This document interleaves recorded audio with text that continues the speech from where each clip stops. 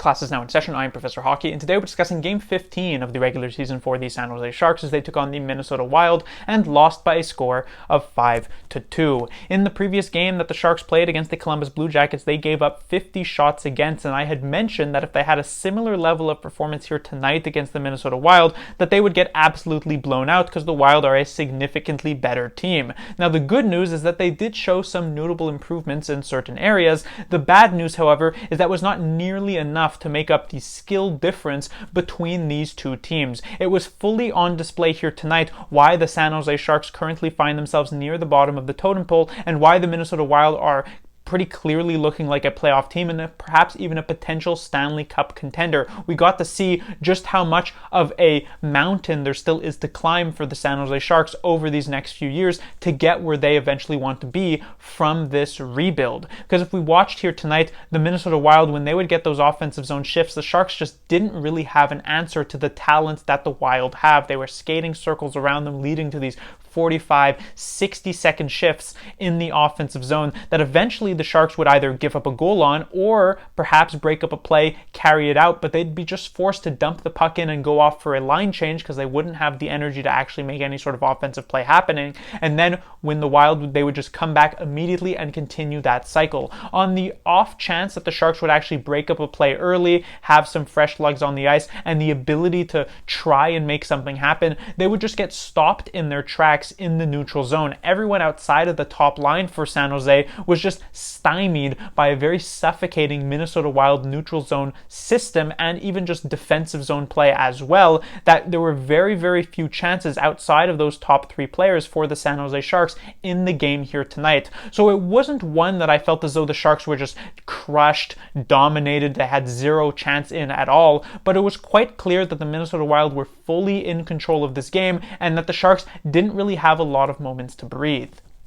In the first period, it is Zach Bogosian who scores the only goal of the opening frame. It is this time not the Sharks who strike first. It's a bit of an unlucky goal, which kind of a theme for many of the Sharks' goals here tonight, as it goes off of the leg of Will Smith and in, and it is 1-0 Minnesota at the end of the first. Celebrini, with his second career goal, would tie this game up in the second, but then the Wild would add two more, and it would be a 3-1 lead for them going into the third. That is where Jonas Brodin would expand that lead to 3 with a goal of his own. Celebrini would answer back a few minutes later with about 4 or so minutes to go in the third period, his second of the game. It is likely going to be a relatively consistent factor throughout this season, at least while Celebrini is healthy, that he's probably going to be the major contributor even in some of these losses for the Sharks because he is simply just that good.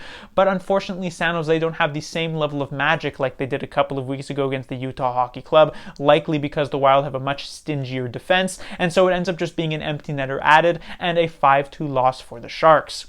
Moving on to the players to talk about, we obviously have to address the elephant in the room here, why there were no substitutions made at forward. Both Giovanni Smith and Klim Kostin left on the outside looking in. Unsurprisingly, there were also no substitutions made at defense, which means Jake Walman ends up missing a second straight game. I was actually going to make a separate video about this, but I ultimately decided against it, so I'll spend a few minutes talking about it here.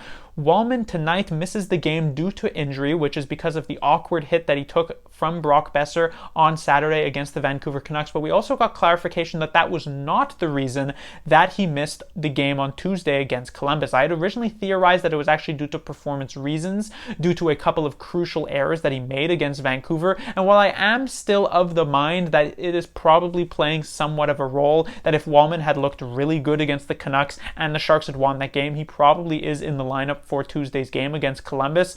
So I do think performance-wise, it did have somewhat of an effect. What we actually got from Warsofsky is that he ends up getting benched for non-hockey related reasons. Now, sometimes when a player gets healthy scratch, most of the time it's performance issues, but sometimes it's because they missed a team meeting or they broke a team rule, something like that. For instance, about a week and a half ago when the Sharks faced off against the Los Angeles Kings, one of their best players, Kevin Fiala, was not in the lineup for that game because he had missed a team meeting that day, and the Kings coach had come out and just easily said that, which puts an end to any and all speculation about such a move. Warsofsky could have very easily done the same thing, but the fact that he didn't speaks to something a little bit deeper. Now, we didn't get any exact details, but we did get a very interesting quote, at least in my opinion, which is that he said that nobody is bigger than the team, which is a relatively targeted comment towards a player who gets benched, because it makes you think that perhaps Walman was acting as though he was bigger than the team, at least if you kind of try and put two and two together here, which is perhaps seemingly the reason for why that this healthy scratch is trying to bring him back down to earth a little bit. Now, if it were any other player on the Sharks, if it was Toffoli, Dellandrea, Grundstrom, Wenberg, any of these guys, it would be something worth mentioning, but not really something worth harping on. But the fact that it is Jake Walman makes it a lot more interesting due to his past, due to the circumstances surrounding his acquisition by the Sharks this past offseason, because he was a pretty good defenseman for the Red Wings last year. He was playing on their top pairing relatively frequently with their number one defenseman, Moritz Seider. And while he wasn't great, he was somewhat serviceable, and yet he was a healthy scratch a decent amount of those games. And then in the offseason, the Red Wings were so desperate to get rid of him that not only did they give him to the Sharks for free, but they actually paid San Jose a second rounder to take him off their hands, a trade that you would usually only see for a pure salary cap dump, which Walman very clearly is not, because he's actually still a pretty good defenseman, currently the Sharks' number one defenseman when he's actually in the lineup. And so, unless it was a case of Steve Yzerman briefly losing his mind, which was obviously quite unlikely, it seemed as though there was some sort of deeper meaning at the time, and Sharks fans obviously hoping that that deeper meaning would have been left in Detroit and he would come over to San Jose and turn over a new leaf. But now, just less than a month into the season, he ends up getting healthy scratched. It does speak to perhaps a larger attitude issue existing with this player. Of course, it is still purely speculation. We're not going to get the exact details of this most likely, and so everything that I say could theoretically be completely wrong, but for a Sharks team that isn't so much caring about wins and losses, at least from like a managerial perspective, Mike Greer is not watching this team and hoping that they're going to make the playoffs. Instead, the Sharks are likely wanting to establish a strong culture here. To have a player who is perhaps going against that culture could be a bit of a problem for San Jose if they are unable to get that under control. So it is possible that we will never hear about this issue ever again this season and Walman will play the rest of the year. Hopefully that is indeed the case, but it does bring a little bit of pause that this situation has occurred. Anyway, moving on to the players to talk about that actually did play here tonight, we have the top line of Granlund, Celebrini, and Toffoli. None of the lines actually got changed here tonight. Every single player left in the exact same position that they were at in that Columbus game, which caught me a little bit by surprise. I thought the Sharks would have wanted to make a swap, but not the case. So Celebrini still playing with these two players, and he puts up these two goals and was pretty clearly the Sharks' best player, definitely their most exciting one to watch as well. The first period was a little bit rough for Celebrini, still attempting to shake off some of the rust. You can tell he really likes to play with the puck, but there were a few moments where you're expecting to have a little bit more responsibility in those areas. He was giving pucks away, maybe a little bit too easy to read at times. There were also a few moments where he was fanning on passes, which was a little bit awkward, though this happened more so right near the beginning of the game. This got cleaned up, however, as we went into the second period, which was definitely his best of the game thus far. He puts up that goal. He's driving this line forward. The fact that a player who's playing just his third career game as an 18-year-old in the NHL is driving a line that features more noted successful players like Toffoli and Granlund is just insanely impressive in itself, and Celebrini is able to do so. What I also really liked about his game here tonight is that he took a shoot-first mentality. It would not have surprised me even one bit if after last game, since the Sharks got so heavily outshot, that the coaching staff came in and said, okay, we need to get more shots on net. And Celebrini clearly, if that was the case, took it to heart, because he was just getting pucks towards that net over and over again. And I've mentioned this about other players in the past this season, for instance, Zetterlund or Jake Walman as well.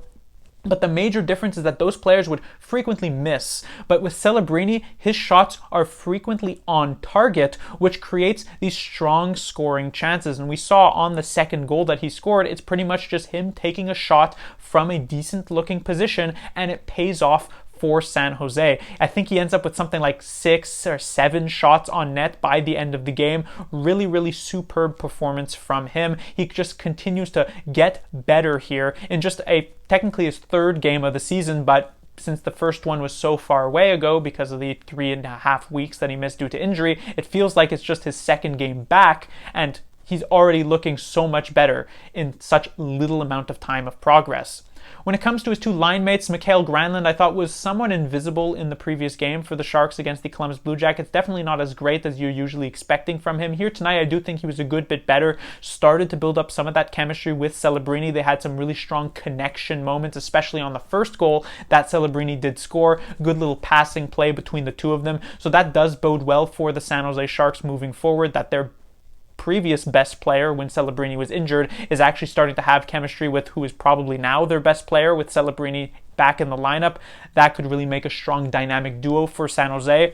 When it comes to the 3rd player on this lineup, Tyler Toffoli, kind of the 3rd wheel, the odd man out here. He doesn't have that same level of speed and skill to really keep up with the other two, but what he does do and does have success with is managing to just get shots toward the net in good spots. We saw that in the first period. Celebrini with the no-look pass off of the boards. Toffoli is available to catch this right in the slot, middle of the ice. Usually he scores from this position, but unfortunately not the case this time. But that is at least a small positive for him, but he wasn't necessarily a huge part of this line.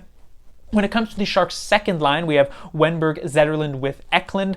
This was a line that was pretty good in the previous game, so I was hoping that they would be able to build off of that momentum, but instead they actually ended up going backwards. This 2nd line was really not that great here tonight, so much so that Eklund actually ended up getting demoted from the 2nd line down to the 4th line in favor of Ty Dellandrea. And this actually speaks to one of the reasons for why it is still quite valuable to have a player like Danil Gushchin in your bottom 6. Because if a night like tonight does roll around where your 2nd line is clearly not rolling and they're not generating many chances, and so you want to make a move that actually shakes things up, the fact is that the current Sharks lineup doesn't really have a good option for that. As much as I liked Ty Dellandrea as a player, I think he's been rather effective for the Sharks this season. He's a good 4th liner and he can be a pretty decent 3rd liner, but he's not a good 2nd liner by any stretch of the imagination. And so him getting bumped up to the 2nd line is not actually going to shake up the offense even a little bit.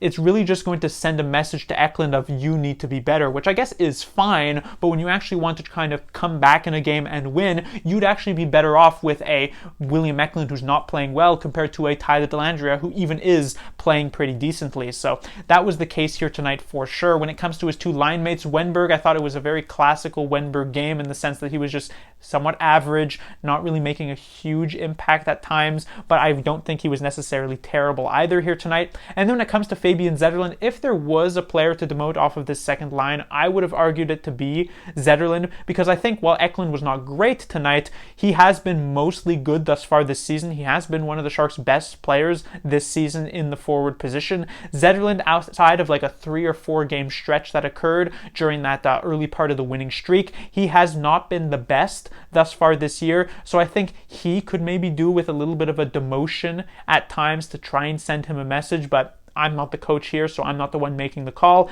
Zetterlund, again, not the best game. When it comes to the Sharks' 3rd line, we have Will Smith with Luke Kunin and Barclay Goodrow. Smith, a very up and down game. I thought he had a few good shifts here tonight, a couple of even solid defensive shifts, which was nice to see. But then, especially as we got a bit later on into this game, he did kind of fall off a bit, and it ended up being not a great game. Like I had mentioned with the 2nd line, I was hoping Smith would actually be able to build upon the progress that he made in last game against Columbus, which was perhaps his best game of the season. But instead, we get back to more of a reversion of the not super impactful Will Smith. I still think you hope to see him on a different line from his 2 other line mates, because as the case was here tonight, both Goodrow and Luke Kunin were also kind of bad. Barclay Goodrow not making much of an impact, taking yet another penalty. I think he's up now to 7 minor penalties on the year, which over 15 games puts him on pace for something like 35 plus minors, which is an absurd number for a player who's supposed to not only be reliable useful from a sort of defensive standpoint, but is also supposed to not even be someone who's on the ice that much to be able to take these penalties, so not the greatest look. And then Luke Cunnin, who I have been a fan of at times thus far this season, has just not looked even remotely decent over these last couple of games. I don't know if he's tweaked something or it's just is a coincidence here, but it's not been a very successful last few days for Cunnin for sure. And so this third line didn't really do much.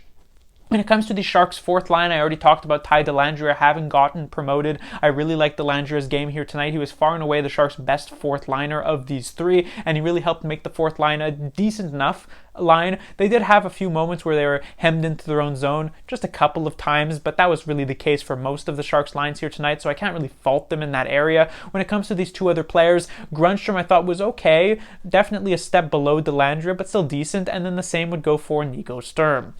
When it comes to the defensive side of things, because Walman was out of the lineup, we got the same exact pairings as before: Ferraro, Ceci, Thompson, Ruda, Thrun, Liljegren, and this is the perfect moment to discuss the major issue for the San Jose Sharks here tonight. I mentioned how some of these goals that they did give up were unlucky bounces off of the leg of Will Smith for the Bogosian goal or off of the leg of Cody Ceci for the Brodin goal, but most of these end up forming because of terrible defensive zone giveaways by the Sharks' top defensive defenseman here tonight. I should also add that there were 2 goals scored by the Minnesota Wild that end up getting called back on the offside that I will include in this. So that is 6 goals scored by Minnesota, 3 of them straight off of very terrible and obvious D-zone giveaways. The first, let's talk about Mario Ferraro. This was on the first goal scored by the Wild that would end up getting called back on the offside challenge. It is a problem that Ferraro has had, not just this season, not just this game, for his entire career,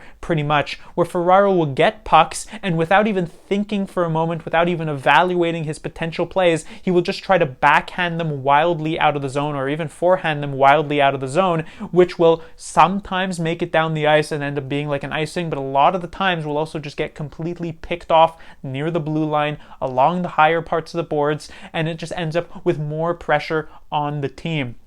And this is sort of exactly what happens here, where he gets this puck. He doesn't have a ton of time. He is under a bit of pressure, but there were better plays to make. But instead, Ferraro just tries to backhand this one out of the zone. It hits off of the Wild player. It's kept in, and they end up scoring. It gets called off, so it's not the end of the world, but still, it's not a good sign. And the thing about Ferraro is that he does have some talent to be able to actually make smarter plays. I saw there was a shift in the second period. He's under pressure. There's an incoming forechecker. He makes a very smart pivoting play to drop that pressure off of himself, make a smart, easy pass to his defensive partner, and it allowed for a quick clear for the San Jose Sharks. So he has the capability of doing so, but I don't know if this is like a sort of panicking part of his game where when he's just under too much pressure, he ends up just making really, really bad choices. That does seem to be the case because it is not just a once every couple of games. This is a multiple times every single game that Ferraro gets caught making this exact same mistake,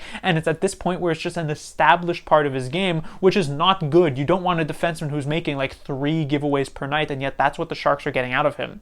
When it comes to his defensive partner Cody Ceci, another major defensive zone giveaway. This one happens on the Brodin goal. It's one that I'm not as much going to point the finger at CC4 because I think there's also a big part of this that is miscommunication with his defensive partner Mario Ferraro. Ceci seems to be wanting to go for a reverse play, but Ferraro does not read that well or does not communicate with Ceci in any which way, so this puck rims around the boards, ends up being picked up by the Minnesota Wild, and then a few seconds later it ends up in the back of the Sharks net, but still it's a really bad giveaway. However, the one that stands at the top of the pile, the one above the rest, is definitely the Jan Ruda defensive zone giveaway that leads to the 2-1 goal for the Minnesota Wild, because this is not under pressure. There's no miscommunication here. Jan Ruda has the time. He's holding the puck for a good second or two. He has the ability to draw this one up exactly how he wants it, and then he ends up giving the puck away to the Wild inside of the zone. It's one thing if you give this puck away to the Wild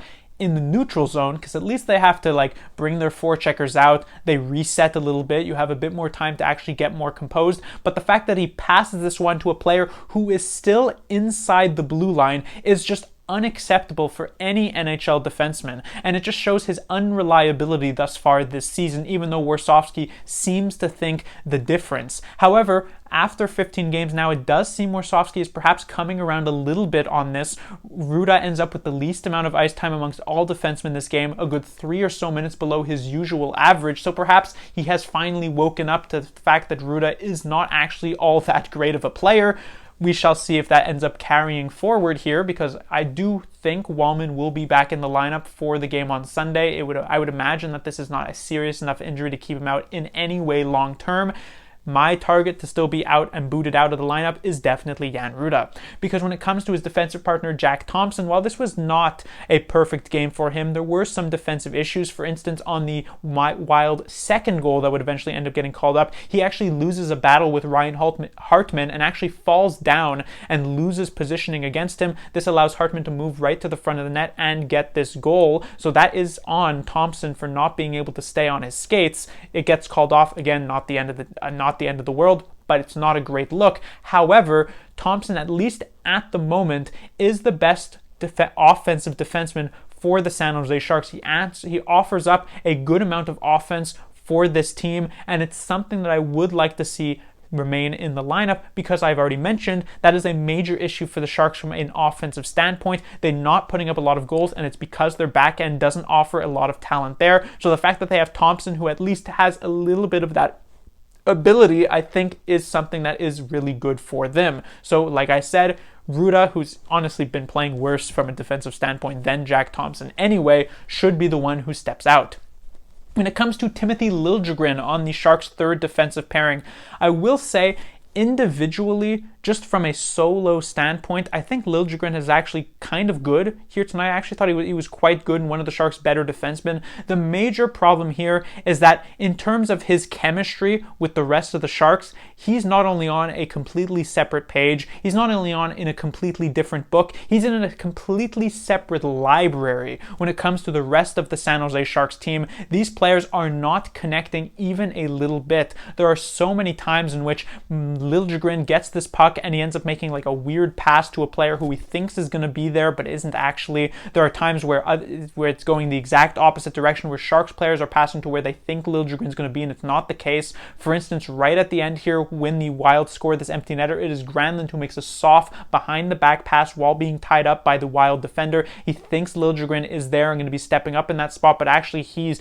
further down the blue line. I don't even know if this is a Granlund mistake or a Liljegren mistake or generally just that lack of chemistry, but it really stood out as a major problem for Liljegren throughout this game. We even saw later on, while Liljegren had been trialed as the number one power play quarterback for the San Jose Sharks, Jack Thompson took that role in the Sharks' last power play of this game, perhaps because of that lack of cohesion that has currently existed. So hopefully that does get better for Liljegren. He had only played a single NHL game prior to arriving in San Jose with the Leafs this season at the very least, and now it is going to be very, very tough to kind of get up to speed. If you're like a defensive defenseman, it's quite easy to just be inserted into the lineup and stick to your game. But when you're someone who's going to get as many puck touches as Liljegren is going to get, you need to have some level of connection with your teammates, and that currently does not exist. It will get better for sure, and he has been playing solidly at the moment from an individual standpoint, which is a good sign. It's just a matter of time. And then when it comes to his defensive partner, Henry Thrun, a pretty good game for Thrun. There weren't major defensive errors. Definitely could be better. Definitely had some problems of being hemmed into their own zone, but not the worst. And then finally, when it comes to Vitek Vanacek, the goaltender, he gets a second straight start here tonight after playing against Columbus. You weren't really expecting him to be able to replicate that 50 or that 49 save performance, and I can't really put many blame on him for these goals that they gave up. Like I said, the Bogosian one and the Brodin one were off of these bad deflections for the Sharks' own players. The Boldy goal on the power play was one that either deflects as well or at least goes through a ton of traffic, and then the Zuccarello one, this is just a pass that should never be able to get through because this was a long shift for the Sharks, it ends up making its way. So I don't really blame Vanacek for any of these ones. He stood on his head in the last game. The Sharks couldn't return the favor here tonight. But that will do it for this review. The Sharks will be back in action on Sunday. Well, they'll be starting a road trip, and they're going to be taking on the New Jersey Devils. So the Sharks going from a really strong Minnesota Wild team to a equally, or at least somewhat equally as strong New Jersey Devils squad. So it doesn't get any easier here, and this road trip isn't going to be particularly easy either. We shall see if the Sharks are up for the challenge. class dismissed.